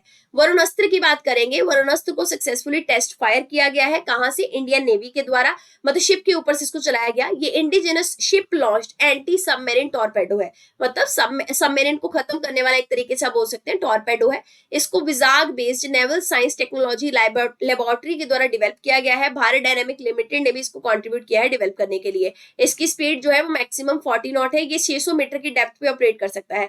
नेक्स्ट हम बात करेंगे थर्मोबैरिक बॉम्ब के बारे में। ह्यूमन राइट ग्रुप जो है उन्होंने म्यांमार की मिलिट्री को बोला है कि इन्होंने थर्मोबैरिक बॉम्ब जो है उनको यूज किया था। दरअसल इनको वैक्यूम या एरोसोल बॉम्ब भी कहते हैं या फिर फ्यूल एयर एक्सप्लोजिव भी कहते हैं। इसमें क्या होता है कि फ्यूल कंटेनर होता है, उस फ्यूल कंटेनर के अंदर 2 सेपरेट एक्सप्लोजिव चार्ज होते हैं। जैसे आप इस बॉम्ब को टारगेट के ऊपर फेंकेंगे ना, सबसे पहले तो एक्सप्लोजिव चार्ज है ना वो खुलेगा, अपने एक कंटेनर को खोलेगा, उसको खोलते ही उससे क्या करेगा, सीधा सीधा फ्यूल जो है ना उसका मिक्सचर बाहर निकालेगा, एक बादल के जैसे उस मिक्सचर को आसपास फैला देगा, मतलब ढक देगा उस एरिया को जहां पे वो एक्सप्लोड होगा। तो जैसे ही ये देखिए, जैसे यहाँ गिरा, गिरते इसने हमने एक क्लाउड जैसा बना लिया, है ना, सब कुछ फैला के। सेकंड जो इसका चार्ज होगा, कंटेनर होगा, वो क्या करेगा, इस जो क्लाउड का एरिया है उसमें धमाका कर देगा, डेटोनेट कर देगा खुद को, और सीधा सीधा डेटोनेट करते हुए आग लगा देगा। और ऐसे आग लगाएगा कि ये जो बादल बना था ना, ये ऑक्सीजन यहाँ से खत्म कर देता है। जैसी आग लगेगी तो पूरी आग धमाके से लगेगी, क्योंकि अंदर तो ऑक्सीजन थी ही नहीं, है ना। सो प्रिसीजन गाइडेड बॉम्ब पहले तो टारगेट को स्ट्राइक करेगा, छोटा सा पहले एक्सप्लोजन होगा जो क्लाउड को रिलीज करेगा, जो कि एक्सप्लोजिव मटेरियल का ही बादल होगा। सेकेंड एक्सप्लोजन क्या होगा, उसी क्लाउड में आग, चिंगारी कह लीजिए, लगाएगा जरा सी और सीधा ही ब्लास्ट हो जाएगा।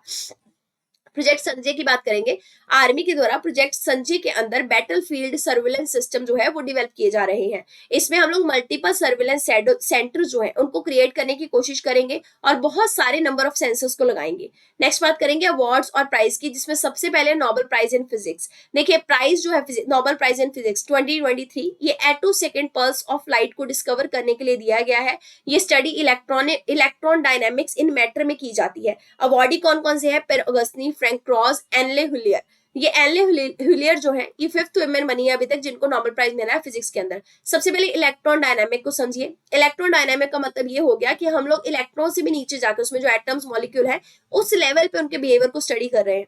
जो एटम है ना वो हम देखते हैं ना, जब मतलब नीचे घुसते घुसते देखते जाते हैं ना उनके, तो हमें समझ आता है कि जो एटम है वो millionth of billionth of second पे भी जाकर क्या करते हैं, मूवमेंट करते हैं, उनमें कुछ ना कुछ चेंजेस होते हैं। और फिर अभी तक ये समझ पाए हैं कि लॉन्ग टाइम जब हमने ऑब्जर्वेशन किया तो फेम्टो सेकेंड अभी तक हमें जानने को मिला था कि सबसे शॉर्टेस्ट अचीवेबल ड्यूरेशन है किसी भी लाइट पल्स का, ठीक है। लेकिन अभी मतलब लाइट पल्स से ही हम इतनी माइनर पे जाके उस एटम को स्टडी कर सकते हैं, ऐसा समझिए, उस एटम के छोटे सूक्ष्म पार्ट को। इलेक्ट्रॉन्स जो है वो रैपिडली चेंज करते हैं, मूव करते हैं, और इनका जो मैग्नीट्यूड है वो एटो सेकेंड के फॉर्म में फिर चेंज करता है। एटो सेकेंड क्या होता है, 10 पावर -18 ऑफ सेकेंड, इतना हिस्सा सेकेंड का, है ना।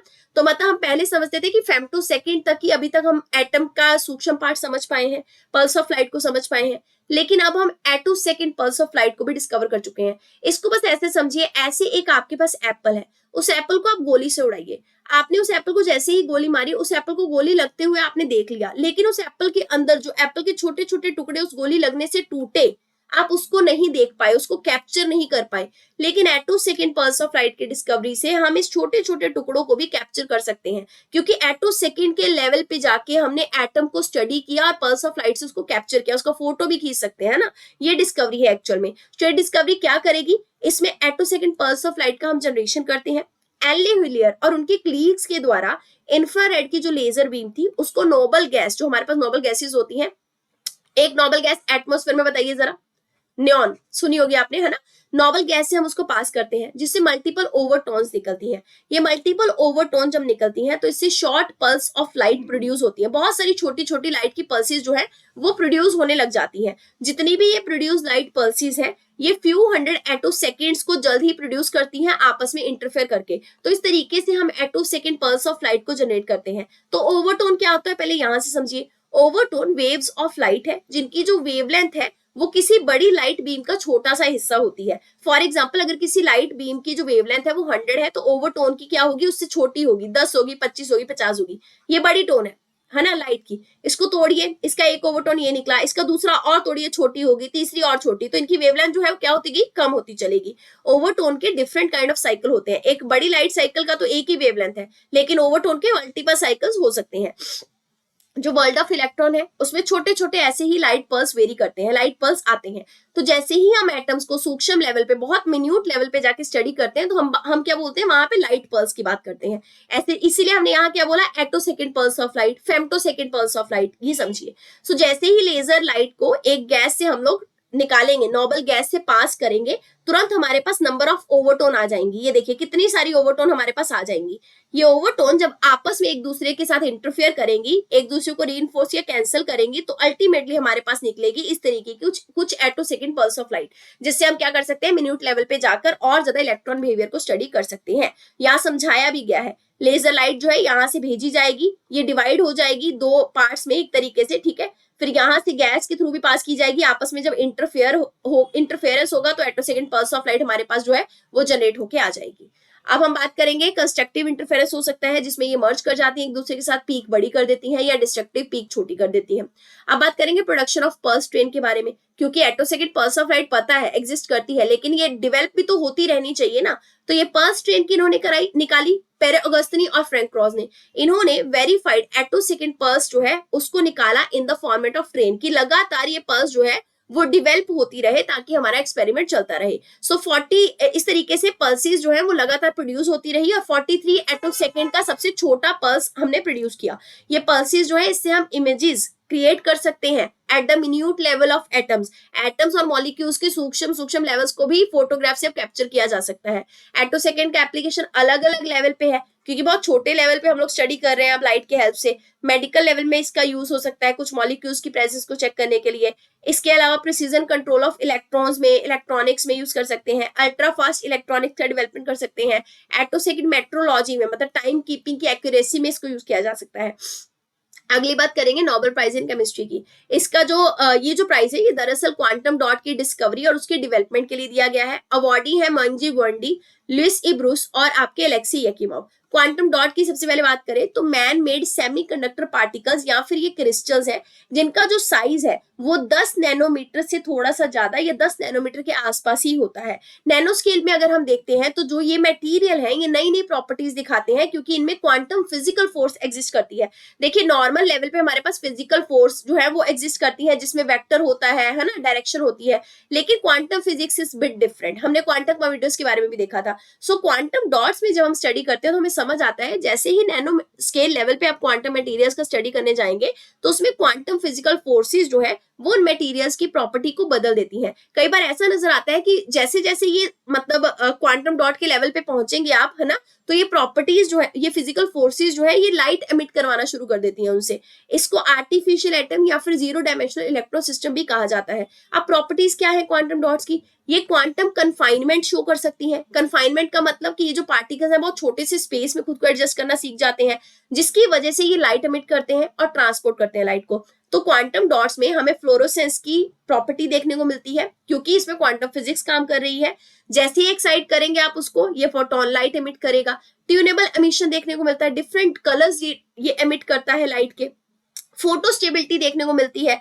इसके अलावा मटेरियल का जो वैरायटी है वो वेरी कर जाता है। Cadmium selenide, lead sulphide, indium arsenide, जैसे मटेरियल वेरी करेंगे वैसे ही क्वांटम डॉट जो है उसकी प्रॉपर्टी वेरी करेगी, है ना। बायोकम्पेटिबिलिटी की प्रॉपर्टी है, बायोलॉजिकल एप्लीकेशन में इसको यूज किया जा सकता है जिसमें लिविंग सेल को कोई हार्म नहीं होगा, लेकिन क्वांटम डॉट से आप ट्रीटमेंट कर पाएंगे। तो दरअसल क्वांटम डॉट किस तरीके से बिहेव करता है, उसमें लाइट एमिटिंग की जो प्रॉपर्टी आती है उसी को डिस्कवर किया है, जिसकी वजह से केमिस्ट्री का नोबेल प्राइज मिला है।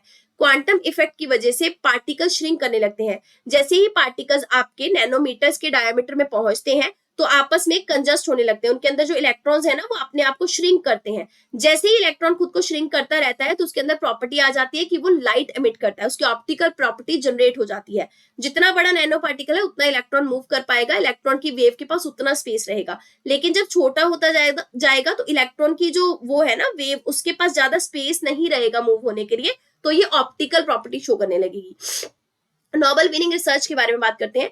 एलेक्सी एकिमोव जो है, इन्होंने मतलब साइज डिपेंडेंट क्वांटम इफेक्ट जो है उसको प्रोड्यूस किया कलर्ड ग्लास के अंदर, जिसमें इन्होंने दिखाया कि ऐसी प्रॉपर्टीज हैं। लुइस ब्रोस जो थे, इन्होंने ये पहले साइंटिस्ट थे वर्ल्ड के जिन्होंने ये दिखाया कि जैसे जैसे क्वांटम साइज, जैसे जैसे साइज वेरी करता है ना पार्टिकल्स का और क्वांटम फिजिक्स उन पे काम करती है, वैसे वैसे पार्टिकल्स जो है वो उनका मूवमेंट जो है वो चेंज हो जाता है क्वांटम इफेक्ट के कारण, और ये पार्टिकल्स जो है फ्रीली फ्लूइड के अंदर मूव करने लग जाते हैं। मोंगी बेवर्डी ने एक टेक्निक डेवलप करी जिसमें उन्होंने बोला कि क्वांटम डॉट जो है वो कैसे डेवलप किए जा सकते हैं पर्टिकुलर साइज के, और कैसे उनकी ऑप्टिकल क्वालिटी या लाइट इमिटिंग प्रॉपर्टी जो है वो वेरी की जा सकती है। एप्लीकेशन क्या है क्वांटम डॉट का? अब क्योंकि क्वांटम डॉट है, लाइट इमिटिंग प्रॉपर्टी है, तो अगर अंदर से शरीर के किसी का इमेज लेना हो किसी पर्टिकुलर ऑर्गन का, तो लिया जा सकता है ना। बायो इमेजिंग, मेडिसिन, सेंसर सब में यूज कर सकते हैं। क्वांटम कंप्यूटिंग में तो ऑब्वियसली यूज होगा क्यूबिट्स। एनर्जी में यूज कर सकते हैं, फोटोवोल्टिक सेल्स का प्रोडक्शन, सोलर कॉन्सेंट्रेटेड में यूज कर सकते हैं, एलईडीज के लिए यूज कर सकते हैं। नेक्स्ट बात करेंगे नोबेल प्राइज इन फिजियोलॉजी या फिर मेडिसिन के बारे में। देखिए, नोबेल प्राइज इन फिजियोलॉजी या फिर मेडिसिन जो है ये क्यों मिला है? क्योंकि एक ऐसा डिस्कवरी किया गया था जिसके तहत जो आपका आरएनए होता है ना, एक तो डीएनए एक आरएनए है, हम लोगों ने आरएनए और डीएनए ये न्यूक्लियोसाइड बेस से बने होते हैं।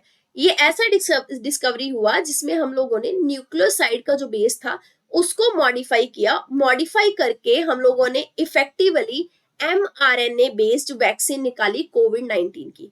तो बस ऐसा समझिए, मेडिसिन का जो नोबेल प्राइज है वो उन्हें मिला है जिन्होंने न्यूक्लियोसाइड के बेस के मॉडिफिकेशन की टेक्निक को निकाला, जिसकी वजह से आगे चल के कोविड-19 की mRNA वैक्सीन इजाद हुई। ठीक है, अब बात करेंगे अवार्डीज के नाम के बारे में। कैटलिन कैरिको और ड्रू विस्मैन, ये नाम है। mRNA के बारे में अगर देखा जाए, इसको मैसेंजर रिबोन्यूक्लिक एसिड कहते हैं। ऑलरेडी डीएनए आरएनए के बारे में हम डिटेल से पढ़ चुके हैं ना, स्टैटिक पार्ट में पढ़ा भी हुआ है लेक्चर चैनल के ऊपर। तो यहाँ पहले ध्यान से देखिए डीएनए काम कैसे करता है। डीएनए जो है वो मतलब हमारी बॉडी के अंदर ऐसे आरएनए है, ये डीएनए है। इस तरीके से आपका हेलिक्स या फिर कह लीजिए हेलिक्स बेस्ड या फिर ऐसे स्फेरिकल, इसको क्या बोलते हैं, हेलिक्स मॉडल कहते हैं। इस बेस का, इस तरीके का हमारी बॉडी के अंदर डीएनए का स्ट्रक्चर होता है।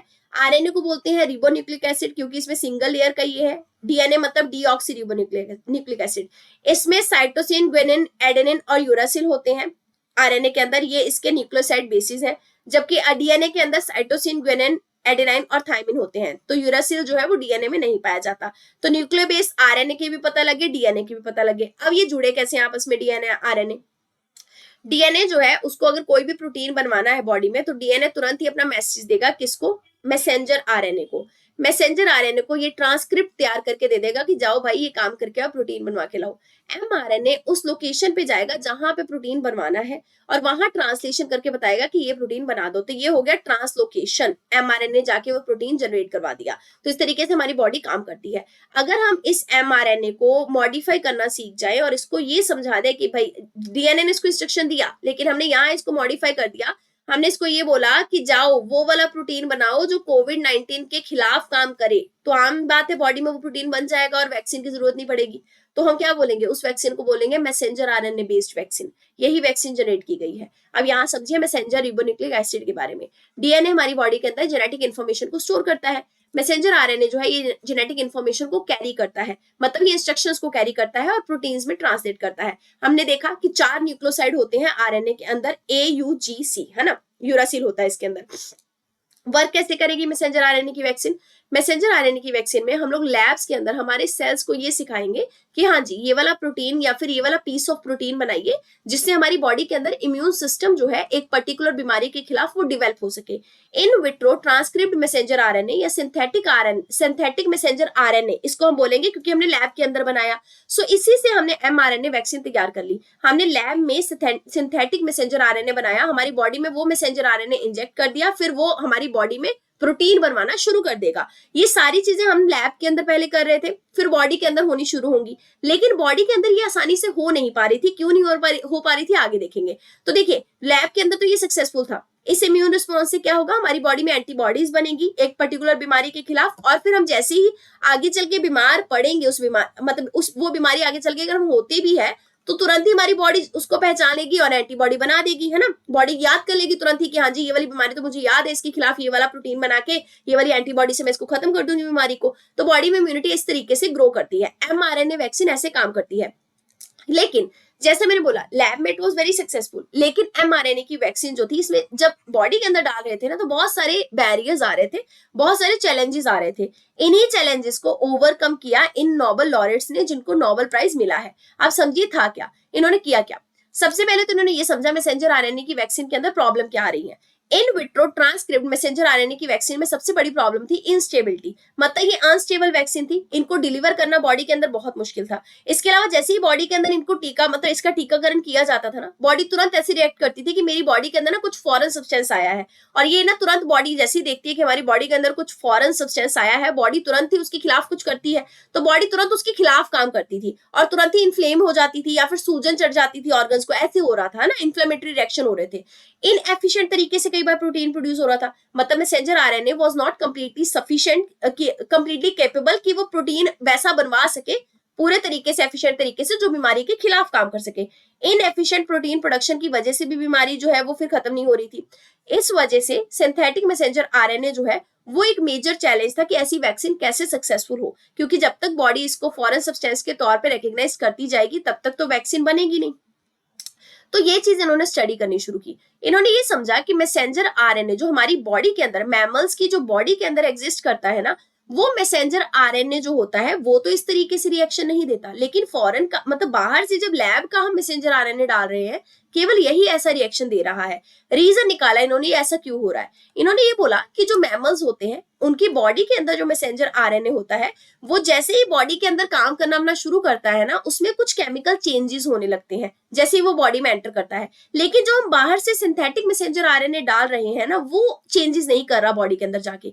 तो जब वो बॉडी के अंदर जाके चेंजेस नहीं कर रहा है तो बॉडी उसको पहचान जा रही है और कह रही है कि ये फॉरेन सब्सटेंस है, ये मेरा वाला मैसेंजर आरएनए नहीं है। इन्होंने ये डिफरेंस जो है ये तुरंत पकड़ लिया, जिसकी वजह से इन्होंने रियलाइज किया कि हमें कुछ ऐसा करना पड़ेगा कि सिंथेटिक मैसेंजर आरएनए में यही प्रॉपर्टी डालनी पड़ेगी जो मैमल्स के सेल मैसेंजर आरएनए में होती है। तो ब्रेक थ्रू क्या निकाला गया। सबसे पहले कैरिको और वेस्टमैन ने ये कहा कि जो न्यूक्लियोसाइड बेस होते हैं ना आरएनए के, जो मैमल्स के सेल के अंदर होते हैं, वो केमिकली खुद को मॉडिफाई करने की प्रॉपर्टी रखते हैं। हमें इन्हीं न्यूक्लियोसाइड बेसिस को मॉडिफाई करना होगा पहले। फिर हाइपोथेसिस निकाला। हाइपोथेसिस ये निकाला कि ऑल्टर्ड बेसिस, क्योंकि हमारे पास बेसिस चेंज नहीं हो रहे हैं जो लैब में हम बना रहे हैं मैसेंजर आरएनए, इसी वजह से बॉडी जो है वो उसको फॉरेन सब्सटेंस कह के इन्फ्लेमेटरी रिएक्शन दे रही है। अगर हम बेसिस को अल्टरनेट कर दें, चेंज कर दें, मॉडिफाई करना सिखा दें, तो बॉडी जो है वो अपने आप रिएक्शन देना बंद कर देगी और आराम से बीमारी खत्म हो जाएगी। फिर ये चीज लैब के अंदर टेस्ट की गई, बेसिस को ऑल्टर किया गया, केमिकल ऑल्टरेशन उनमें किया गया। रिजल्ट क्या निकला। उसके बाद जब ये चीज बॉडी के अंदर गई सिंथेटिक मैसेंजर आरएनए, उसके बेसिस जब चेंज होना सीख गए, केमिकल ऑल्टरेशन हो गई उसके अंदर, तो हमारी बॉडी ने उसके खिलाफ इन्फ्लेमेटरी रिस्पॉन्स देना बंद कर दिया। तो बॉडी जो है वो आराम से ये समझी कि ये तो मेरा भाई है, फॉरेन सब्सटेंस नहीं है। बस यहाँ डायग्राम से अब ये चीज समझिए, बेस को मॉडिफाई किया गया। अगर अनमॉडिफाइड आपका मैसेंजर आरएनए था तो बॉडी में क्या हो रहा था, इन्फ्लेमेटरी रिएक्शन हो रहे थे, रिस्पॉन्स हो रहे थे। लेकिन जैसे ही बेस को मॉडिफाई कर दिया गया, ये देखिए सारे बेसिस को मॉडिफाई कर दिया गया। पहले यूरिडिन बेस था, अब ये मॉडिफाई करके आपका सूडो कर दिया गया है ना, तो बॉडी ने किसी भी तरीके का इन्फ्लेमेटरी रिस्पॉन्स नहीं दिया। इसलिए मैसेंजर आरएनए की वैक्सीन जो है वो सक्सेसफुल हुई। इसकी एप्लीकेशन क्या निकली। इसकी एप्लीकेशन यही निकली कि मैसेंजर आरएनए की वैक्सीन बनी, जैसे कि फाइजर, बायोनेटेक और मॉडर्ना। अब बात करेंगे मेजर कोविड रिलेटेड वैक्सीन के बारे में जो इंडिया के अंदर आई है। सबसे पहले है जाइकोव डी। वर्ल्ड की सबसे पहली और इंडिया की इंडिजिनसली बनाई गई ये डीएनए बेस्ड वैक्सीन है। फिर आगे है कॉर्बीवैक्सटम, इंडिया की सबसे पहली प्रोटीन सब यूनिट वैक्सीन है। फिर है जेमकोवैक, वर्ल्ड का सबसे पहली और इंडिया का indigenously developed messenger RNA vaccine है ये। फिर है आपकी जेमकोवैक ओएम, ये क्या है, ये फ्रीज ड्राइड वैक्सीन है। इसको एक डिवाइस यूज करके, ट्रोपिस यूज करके हम लोग क्या कर सकते हैं, भेज सकते हैं बॉडी के अंदर, मतलब नीडल्स की जो यूज जरूरत है, सुइयों की जरूरत नहीं पड़ती। एक है आपकी इनकोवैक, वर्ल्ड की सबसे पहली इंडिया की इंडिजिनसली बनाई गई नाक से देने वाली कोविड-19 की ये वैक्सीन है। इससे रिलेटेड डेवलपमेंट देखिए, माइक्रो आरएनए जिसको mRNA भी कहते हैं। यूएसए की हाल फिलहाल की स्टडी ये कहती है कि mRNA जो है, इसको लेट-7 भी कहते हैं, ये कैंसर से फाइट करने के लिए काफी ज्यादा कारगर है। ये small highly conserved non coding RNA molecule होते हैं। देखिए आरएनए और डीएनए क्या है, कुछ नहीं है, कोडिंग ही तो है जीन्स की, है ना। अब ये कोडिंग से ही तो समय लगता है, कोड को पढ़ के ही तो बॉडी जानती है कि ये प्रोटीन बनाना है, वो बनाना है। पर पूरा का पूरा जो आपका हेलिक्स स्ट्रक्चर होता है ना, उसमें जरूरी नहीं है कि हर एक जीन जो है उसके अंदर कोड छुपा हुआ हो। कुछ आपके जीन्स नॉन कोडेड भी होते हैं जिनमें कोई कोड छुपा नहीं होता। तो ये कहा गया कि आरएनए के अंदर भी ऐसे नॉन कोडिंग मॉलिक्यूल्स हैं जिनको हम mRNA कहते हैं। इनको कैंसर से फाइट करने के लिए यूज किया जा सकता है। कैसे यूज किया जा सकता है, ये जो आपके mRNA है, ठीक है, ये क्या करेंगे, ये जाके बॉडी के अंदर वो वाले सेल्स को प्रोटीन देना या फिर वो वाली चीजों को प्रोटीन देना बंद कर देंगे जिसकी वजह से कैंसर सेल जो है वो ताकतवर बन रहे हैं। तो ये जीन के उन एक्सप्रेशंस को कंट्रोल करेंगे, मैसेंजर आरएनए के साथ बाइंड होकर उन जीन्स को जाके साइलेंस कर देंगे जिन जीन्स की वजह से बॉडी में कैंसर के लिए प्रोटीन बन रहा है। तो जब प्रोटीन का वो प्रोडक्शन ही प्रिवेंट हो जाएगा तो अपने आप कैंसर जो है वो खत्म होगा बॉडी के अंदर। ये जो आपके मोस्टली यूकैरियोट होते हैं इनके अंदर पाए जाते हैं, मतलब ह्यूमंस के अंदर भी पाए जाते हैं। mRNA जो है ह्यूमन जीनोम के अंदर 1 से 5% के आसपास होता है। इसका हिस्सा जो है वो नॉन कोडेड होता है, ये ध्यान रखेंगे, कोडिंग नहीं होती इसके अंदर। फर्स्ट टाइम रिसर्चर्स ने सीक्वेंस्ड आरएनए जो है वो एक्सटिंक्ट स्पीशीज का भी हाल फिलहाल निकाला है। तस्मानियन टाइगर जिसकी डेथ हो चुकी थी, जो एक्सटिंक्ट हो चुका है, खत्म हो चुका है, उसके आरएनए को भी सीक्वेंस किया गया, जिससे हम ये समझ पाएंगे कि कैसे स्पीशीज खुद को रेगुलेट करते हैं, कैसे वो उनका मेटाबॉलिज्म जो है वो वर्क करता है। अगली बात करेंगे इम्यून सार्स कोविड-2 जिनको हुआ था, उनकी बॉडी में जो एंटीबॉडीज बन रही थी उनका इम्यून इम्प्रिंटिंग किया गया, मतलब उनकी एंटीबॉडीज जो है वो कैसे इम्यूनिटी डेवलप करती हैं उसका एक प्रिंट तैयार किया गया। ये क्यों किया गया, मतलब या समझिए इसको, मतलब स्टडी किया गया।